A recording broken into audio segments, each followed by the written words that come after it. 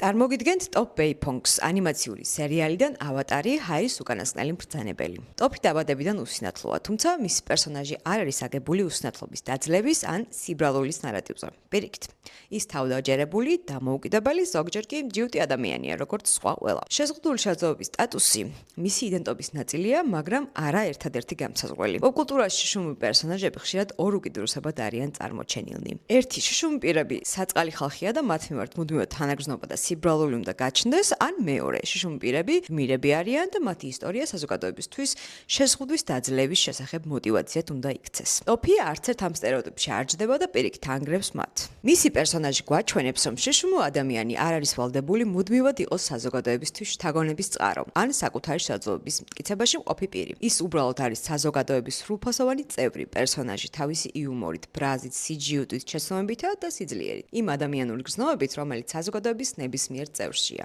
სერიალი არ უგულებელყოფს ან არ ამწაფრებს მის უსინათლობას, არამედ აჩვენებს თუ როგორ ურთიერთობს ტოპი გარემოსთან საკუთარი გზებით.